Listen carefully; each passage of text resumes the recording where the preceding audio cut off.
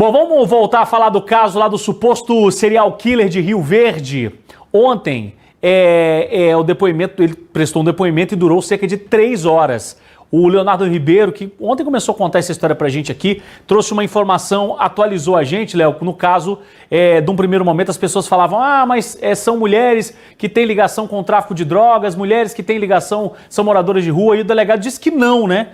Não tem nada a ver, são pessoas aleatórias que esse cara foi escolhendo, que ninguém sabe por quê e provavelmente está envolvido aí nesses 3 homicídios. Boa tarde, Leonardo, direto de Rio Verde.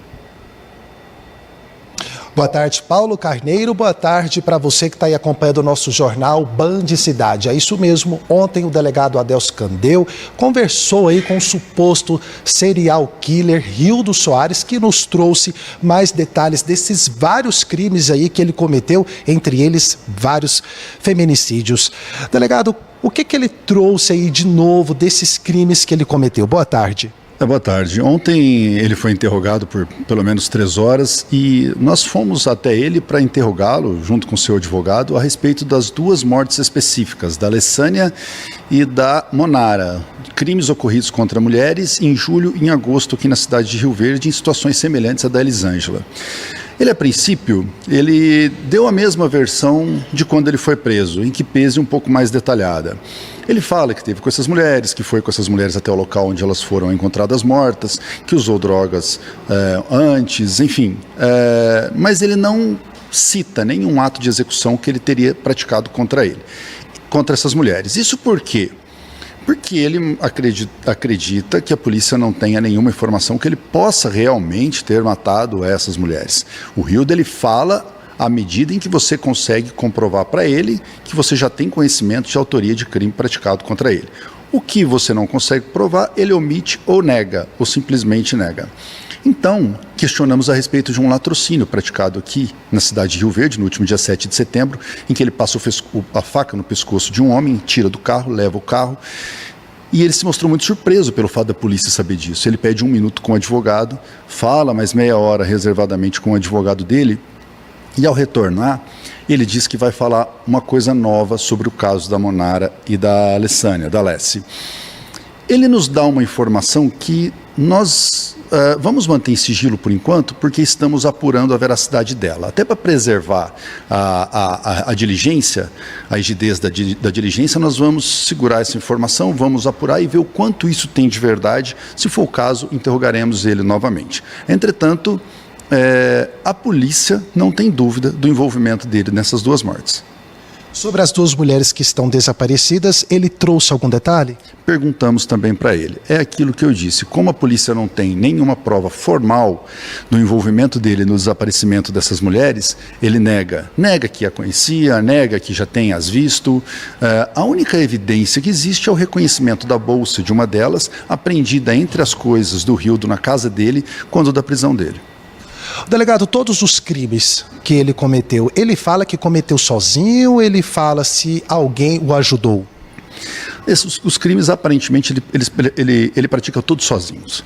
Veja que a cada hora que passa de investigação, a cada dia que passa de investigação, chega um novo crime praticado pelo Rildo. Há poucos minutos nós encontramos no telefone dele, no e-mail, o mesmo e-mail de um boletim de ocorrência em que ele praticou um roubo aqui na cidade de Rio Verde com uma faca contra uma mulher, dia 10 de maio desse ano.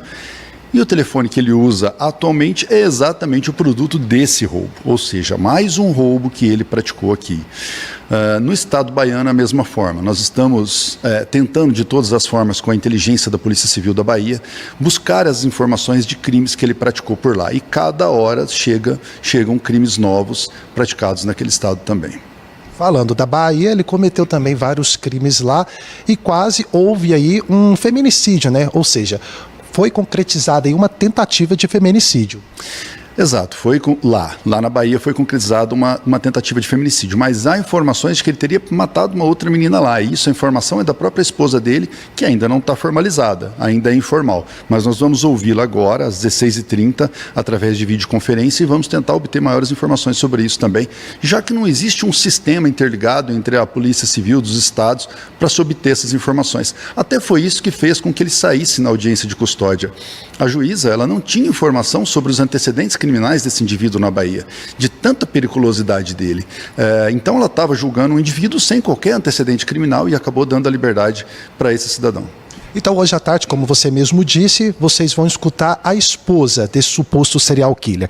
Antes de vocês conversarem com ela, teve uma conversa informal? Sim, nós já conversamos informalmente e ela se sente muito culpada por não entender que todos aqueles absurdos que ele falava sobre almas, sobre corpos, podia realmente ser produto da realidade. Ela sempre imaginou que era ilusão, fascinação, pesadelo dele, mas permanecia, segundo ela, horas em quartos escuros, dias em quartos escuros, e sempre dizia a ela que ela não sabia a pessoa que ele era. Ele nunca cometeu nenhum crime, nenhuma lesão corporal contra ela? Não, mas essa também é a fachada do criminoso em série. O serial killer, ele tem essa fachada de normalidade, se relaciona com pessoas no trabalho, com pessoas na sociedade, com familiares, como se uma pessoa normal fosse. E aqui em Rio Verde não era diferente.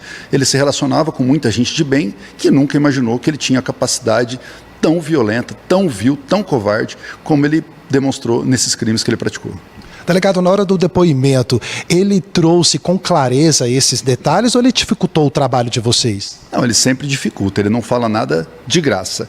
Ele, como eu disse, ele só responde as informações que a gente já tem, as confirmando. Dificilmente ele traz alguma novidade. Preocupado com a situação pessoal dele, ele trouxe uma informação nova que nós precisamos apurar, como eu disse, em diligência, se ela procede ou não. Ela procedendo ou ela não procedendo, as duas informações interessam a investigação.